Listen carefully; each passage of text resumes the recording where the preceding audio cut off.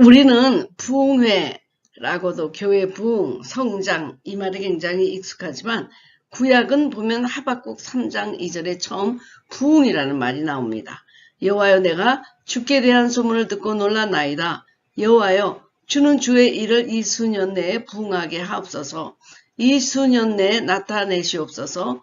진노 중에라도 긍휼을 잊지 마옵소서 라고 하면서 주의 일이 이 수년 내에 부흥하게 해달라. 그러니까 주의 일이 이 수년 내에 부흥하게 해달라. 라는 하나님께 기도를 하는 것이 나옵니다. 그러니까 주의 일이 이 수년 내에 부흥하게 되는 것을 나타내시옵소서라는 간절한 기도를 하고 있습니다. 그래서 우리는 지금 교회라든지 또 나라든 내가 또 부흥을 원하고 가정도 원하고 교회도 원하고 지역사회도 부흥되기를 원하고 우리나라가 부흥되기를 원하지만 간절히 부흥을 원하시는 분은 하나님이십니다. 하나님이 이 부흥을 통해서 하나님의 백성을 찾고 싶은 것이죠. 그래서 주님은 불을 주시고 성령의 불을 주시면서 성도들이 변화되고 능력을 받아 땅끝까지 가서 전도하고 증인이 되기를 원하셨던 것입니다. 그것은 하나님의 일이 이렇게 부흥해서 하나님의 일이 전 세계에 퍼져나가서 그래서 주님이 자기의 자녀, 백성들을 다시 찾으시기를 원하시는 일이 바로 부흥입니다. 누가 부흥을 원하는가? 가장 원하는 분은 하나님이십니다. 성경에는 부흥이라는 말을 쓰지 않지만 여러 가지 부흥의 사건들이 나타납니다. 사실 에스겔의 골짜기에서 마른 뼈들이 살아나는 것도 생생한 이거는 생명의 부흥회입니다. 길갈의 부흥회도 있고 오순절 부흥회도 있고 고넬료 가족의 부흥회도 있습니다. 길갈의 부흥회는 광야에 있다가 가나안에 들어가면서 그들이 준비하기 위해서 다시 한번 부흥을 시키죠. 모든 것이 풍요한 가나안 땅에 가서도 이들은 과연 하나님만을 섬길 수 있는가? 거기서 보면 하나님의 은혜를 기억하는 유월절을 지키고 모든 장정이 할례를 받고 그리고 씨 있는 음식을 먹습니다. 할례를 받았다는 것은 마지막 힘까지 다 거세하고 그리고 이 가나안 땅을 들어가기 위해서는 내 힘은 다 거세하고 하늘의 능력을 바라고 그만을 하나님만을 의지하고 나가겠다는 것입니다. 씨 있는 음식도 아주 전투할 수 있는 그런 생명의 말씀을 의미하는 거죠. 오순절 부흥회도 바로 이 오순절 부흥회는 세계를 바꾼 사건입니다. 성령님이 처음으로 오셔서 그들에게 땅끝까지 가는 증인의 되는 폭발적인 능력을 주었는데 그들은 또 간절히 또 합심하여 또 한마음으로 절실하게 약속을 믿고 기도했다. 이것도 부흥회를 맞이할 수 있는 어떤 요소들이 거기에 있습니다.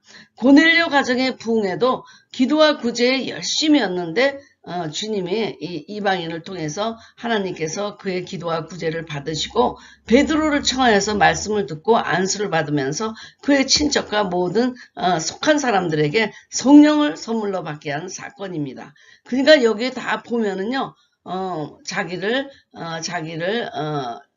자기의 겉사람을 처리한다든지 말씀을 먹는다든지 기도한다든지 은혜를 기억한다든지 합심해서 약속을 믿고 한다든지 이런 요소들이 앞으로 우리들이 부흥하고 그리고 성령 세례를 받을 수 있는 어떤 조건들이 여기에 많이 나타나 있는데 이것이 성경의 곳곳에 나타나는 부흥회의 내용들입니다.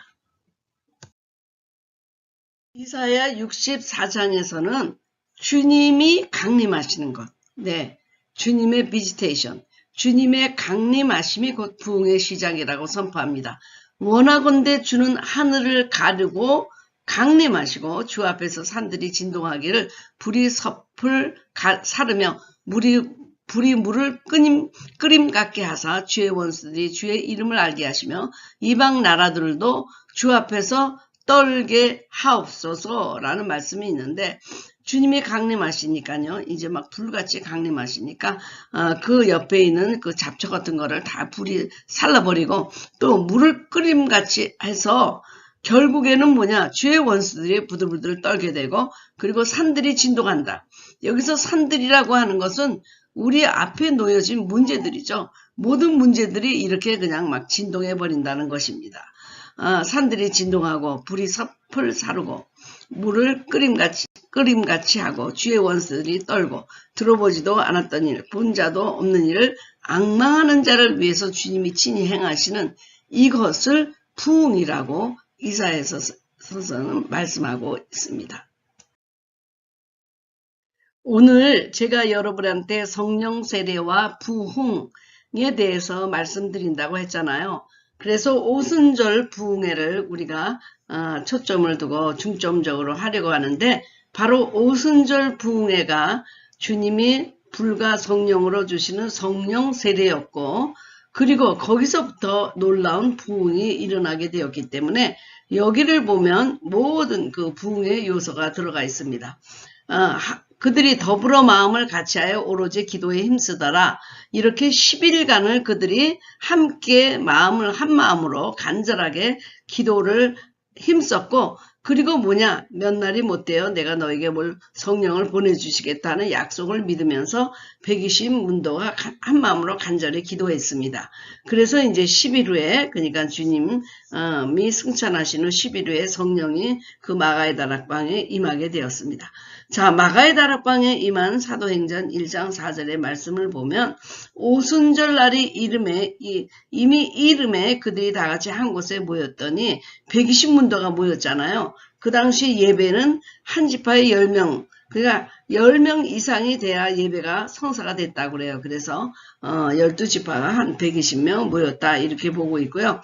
후련히 하늘로부터 급하고 강한 바람 같은 소리가 들렸고, 그들이 앉아놓은 집에 가득하며 마치 불의 여처럼 갈라지는 것들이 그들에 보여 그들의 영안이 열렸고, 각 사람이 하나씩 임하여 있더니 그들이 다 성령의 충만함을 받고, 각 사람이 성령의 충만함을 받고 성령이 말하게 하심을 따라 다른 언어들로 말하기를 시작하니라.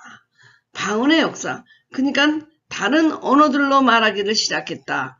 그랬을 적에 그 천상의 언어로 말하게 된 거니까 입이 열렸다, 이렇게 볼 수가 있습니다.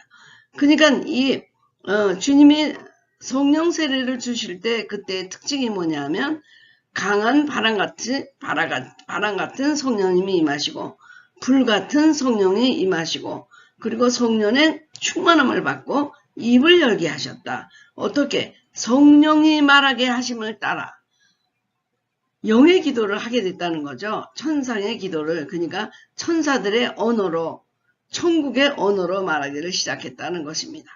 땅의 언어를 말하던 그 입이 거룩하게 하늘의 언어로 말하기를 시작했다.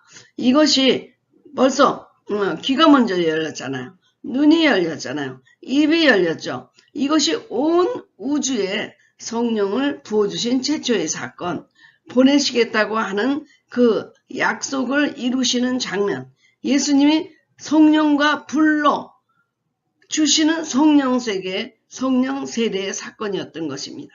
오순절이 부흥회입니다. 놀라운 부흥이 일어나서 그들이 땅끝까지 달려가는 그런 전도의 열정을 얻게 되고, 마음이 뜨거워지고 기도가 뜨거워지고 뭐 다 열리는 사건이 일어났지만, 중요한 것이 이게 이 땅에 부어지는 주님의 성령 세례였다는 것입니다.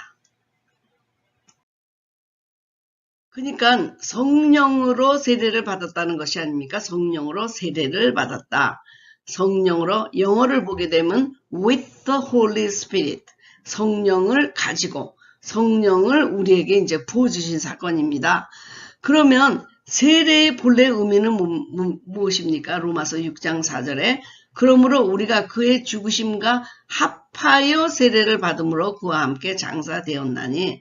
그래서 세례는 무슨 뜻일까? 본래 물세례는요, 우리가 온몸을 물에 담그고 나오면서 이제 죄는 물 속에 씻어버리고 새로운 사람으로 다시 태어난다, 이렇게 뜻으로 세례요한은 물세례, 회개하는 물세례를 주었습니다. 그런데 여기서 보게 될 로마서 6장 4절에 보게 되면 그의 죽으심과 합하여 세례를 받음으로 그와 함께 장사되었나니, 그러니까 세례는 그와 함께 죽고 그와 함께 사는 그런 의미가 있었기 때문에 이것이 바로 동일시되는 뜻도 갖고 있고 연합하여 죽고 사는 의식이라는 뜻도 갖고 있습니다. 그러니까 세례를 받는다고 우리가 죄가 없어지는 것도 아니고 구원을 받는 것도 아닙니다.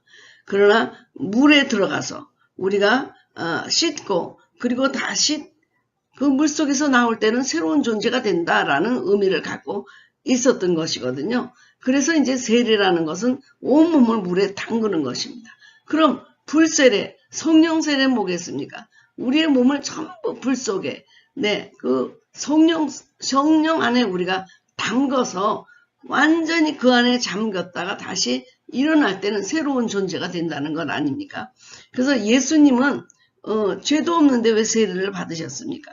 그것은 바로 죄인과 연합, 동일시하여 스스로 의인이 죄인이 되는 세례를 받으신 것입니다.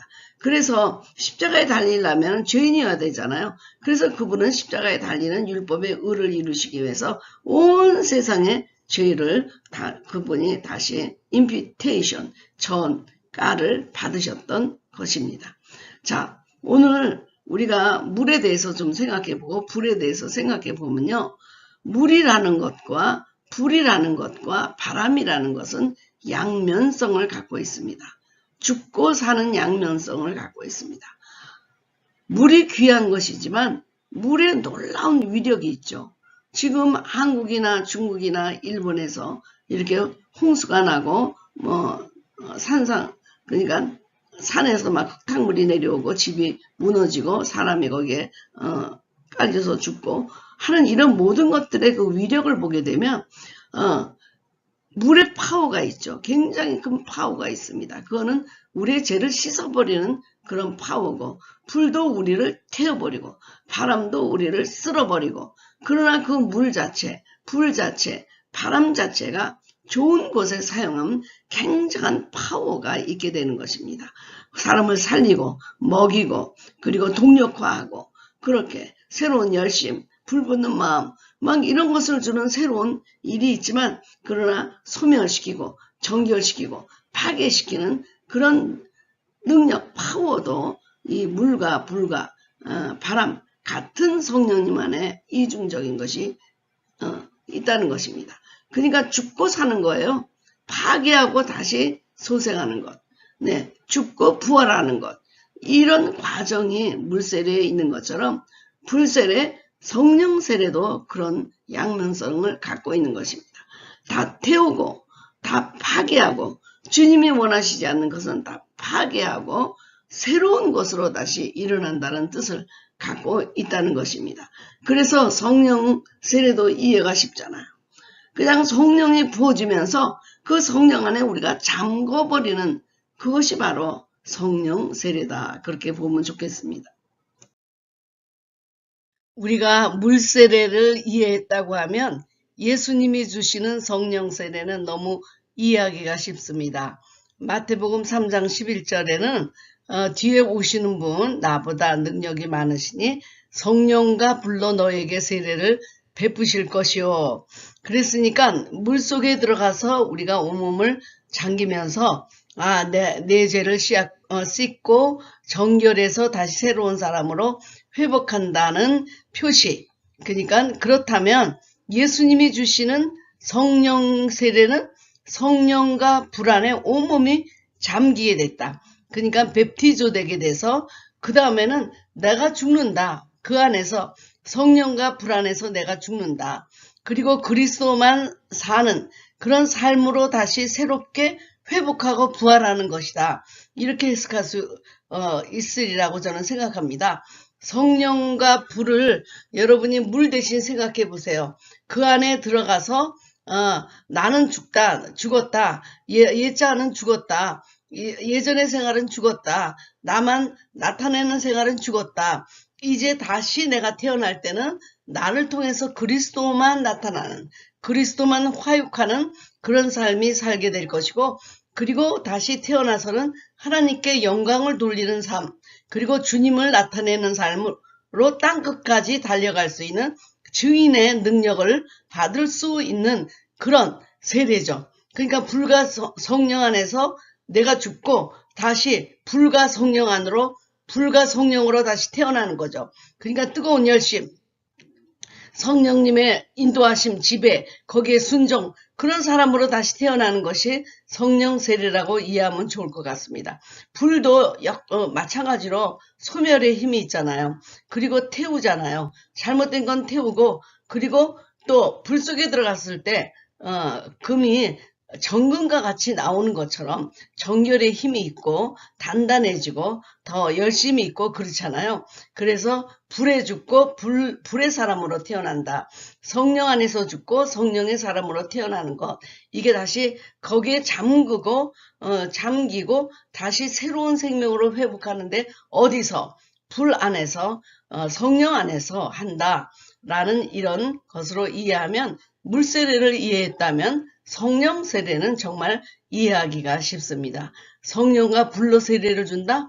성령과 불 안에서 거기서 들어가서 죽을 것은 죽고, 그리고 다시 태어날 때는 예수님만 나타내고 하나님께 영광을 돌리고, 그리고 주님이 주시는 그 능력 아래서 땅끝까지 가서 증인이 될 수 있는 능력을 받는, 권능을 받는 사역을 위한 이렇게 주시는 그 힘, 그것이 바로 주님이 주시는 성령 세례라고 저는 생각합니다. 이해가 되시죠? 예수님이 주시는 성령 세례는 이렇게 위로부터 오는데, 물 같다, 바람 같다, 불 같다, 기름 같다, 비둘기 같다, 이렇게 성령님을 모형론처럼 생각해서 성령의 부으심이 불처럼, 바람처럼, 물처럼, 기름처럼, 비둘기처럼 이렇게 오순절에 강림하는 것입니다. 그러니까 성령님이 물이 아니고 바람이 아니고 불이 아니지만 그런 속성을 같이 갖고 있다는 것입니다. 그러니까 제가 설명해 드린 대로 성령 세례는 위로부터 오지만 그 성령 세례를 받으면 우선은 내가 죽는다는 것입니다. 내가 죽는 것, 그러니까 나의 소심함, 나의 죄악, 나의 불신, 이런 건 다 죽고, 그리고 주님이 나타나는 삶으로 다시 태어나기 때문에 물속에 들어가서 깨끗해지고 다시 생수를 먹는 그 생명으로 다시 태어나고, 바람 속에 들어가서 더러운 것은 다 없어지고, 그리고 나의 자아는 다 사라져버리고, 그리고 주님의 그 바람과 같은 동력화 속에 다시 태어나고 하는 그런 일들이 이제 그 성령 세례로부터 온다는 것입니다. 그러니까 그들이 내 것으로, 내 힘으로, 내 노력으로 내 죄악 속에서 그걸 막 하려고 하는 그런 삶이 아니라 이제는 성령님의 인도하심을 받는 완전히 성령의 사람이 된다는 것입니다. 내 인간적인 것은 죽고 하늘의 성품으로 다시 태어나게 되는 것이죠. 하늘의 능력으로 다시 태어나게 되는 것이죠. 그러니까 이 세상이 참으로 어렵고 힘들고 고통스럽지만 하늘의 기쁨으로, 새로운 기쁨으로 들어간다는 것입니다. 술을 먹으면 부작용이 많잖아요. 그러나 이 새 술은 우리로 하여금 즐겁게 하나님을 사랑하고 증인이 될 수 있고 즐겁게 죽을 수도 있는 그런 능력을 우리에게 준 것입니다. 그러니까 성령 안에, 불 안에, 바람 안에 들어가서 완전히 우리의 인간적이고 세상적이고 이런 것은 사라져버리고 다시 주님을 나타낼 수 있는 그런 새로운 자아로 태어나게 됐기 때문에 그 다음부터 나에게서 나타나는 것은 그리스도의 인품, 그리스도의 능력, 그리스도의 지혜, 하늘의 기쁨, 하늘의 평강, 하늘의 자유, 이렇게 우리들은 변화한다는 것입니다. 기쁨이 넘치고 활력이 넘치죠. 오순절에 성령 세례를 받으면서 제자들이 다시 태어났어요. 베드로도 그 주님의 십자가에 그 달리신 것을 보고 무서워서 도망갔지만 지금 3,000명을 변화시키는 능력의 설교가 된 것입니다. 그러니까 모든 것이 주님의 권세 있는 자와 같이 설교한다. 바로 이것이 하늘의 능력을 받았기 때문입니다. 기도도 열리고 말씀도 열리고 찬양이 열리고 전도가 열리고 예언이 열리고 얼마나 능력의 사람이 되는 것입니까? 그러나 그 전에 내 것을 갖고 내 노력으로, 내 열심으로, 내 성실함으로 아무리 하려고 해도 너무 힘들잖아요. 안 되잖아요. 하늘에서 큰 어포나는 에피, 그런 능력, 위로부터 부어지는 그런 능력 안에 들어가서 내가 성령 안에서 죽고 성령 안에 다시 태어나고, 그리고 불 안에서 죽고, 그리고 죽을 것은 죽고 불 안에서 다시 태어나는 것은 또 태어나고, 그래서 완전히 진짜 기원전과 기원후가 되는 것처럼 달라진다는 것입니다. 이 달라지는 게 성령 세례예요. 이해가 되셨어요? 성령 안에서 죽고 나는 죽고 나의 과거는 죽고 나의 소심함은 죽고 나의 인간적인 노력, 율법적인 노력 다 죽고 이제는 주님의 은혜로 다시 성령 안에서 태어나서 성령의 사람으로, 불의 사람으로, 바람의 사람으로, 물 같은 사람으로, 기름 같은 그런 하나님의 파워가 나타나는 그것으로 온전히 주님께 영광을 돌리고 주님을 나타내는 일에 땅끝까지 가서 죽을 수 있는 능력이다. 죽을 수 있는 능력이다. 순교자, 마르타가 순교자잖아요. 죽을 수 있는 능력을 받는 것이 바로 성령 세례이기 때문에 우리가 정말 땅끝까지 가기 위한 증인이 되기 위해서는 성령 세례는 정말 확실하게 우리에게 임하여야 되는 사건이다. 이렇게 봅니다. 그렇다면 우리들에게 가장 관심이 뭡니까? 나 성령 세례를 좀 받고 싶다. 어떻게 받고 어떻게 언제 성령이 임하는가. 그래서 제가 이렇게 부흥의 여러 가지 현상들을 살펴보았던 것입니다. 간절하게 합심하여 기도 중에 있을 때, 공동체적인 기름 부음 예배가 있을 때, 약속을 믿고 사모하며 한 마음으로 기도할 때, 사도들이 안수할 때, 우리가 사도행전에 보면 사도들이 안수할 때 성령을 받았죠. 누구나 동등하게 이건 성령의 부으심을 받았어요. 저 사람은 못 받고 이 사람은 못 받는 게 아니라 마가의 다락방에서는 한 명도 빠짐없이 성령의 부으심을 공동체적으로 각각의 머리 위에 불러 받았던 것입니다. 그리고 우리가 길갈의 부흥회를 봐서는 회개와 말씀, 할례와 씨 있는 음식을 먹었던 그런 요소를 보고 성령 세례는 이렇게 이럴 때 이런 태도로 있을 때 이렇게 기도할 때 성령 세례는 임하는구나 하는 요소들을 여러분이 발견하게 됩니다. 이렇게 예수님이 성령 세례를 주면 우리가 부흥을 가져오게 됩니다. 회개, 기도, 예배, 말씀, 전도, 사명감, 열심히 불이 붙기 때문입니다.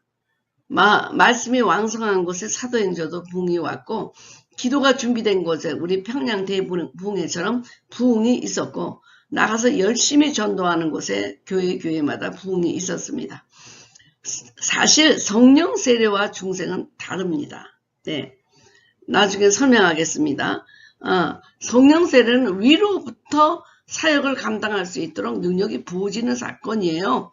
뛰어나가지 않을 수 없는 그런 동력화가 일어나는 사건이기 때문에 그래서 그러면 나는 그럼 성령 세례를 받았는가 하고 자꾸 질문하게 되잖아요. 근데 여러분이 받았는지 안 받았는지는 본인이 더 잘 알아요. 왜냐하면 성령님이 주시는 성령 세례를 받고는 우리의 삶이 기원전과 기원후처럼 달라지기 때문입니다.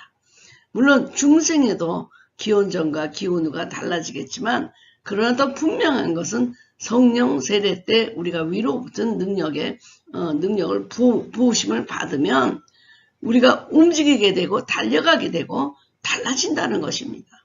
담대하게 되고 전도하게 되고 너무나 놀라운 거예요. 내가 AD하고 BC가 달라지는 것처럼 완전히 다른 사건으로 나에게 나타나는데 그것이 바로 심령의 부흥, 기도의 부흥, 말씀의 부흥, 전도의 부흥, 그리고 이런 모든 사명감의 부흥, 봉사, 헌신, 드림의 부흥, 열심의 부흥, 하나님의 열심으로 우리가 중매장애로 또 뛰어나가면서 땅끝까지 갈 수 없는 그곳까지 부흥을 불러오게 되는데 그러한 완전히 기원전과 기원후처럼 우리가 달라지는 역사가 일어납니다. 그런 것이 여러분의 생애에 있었는지요?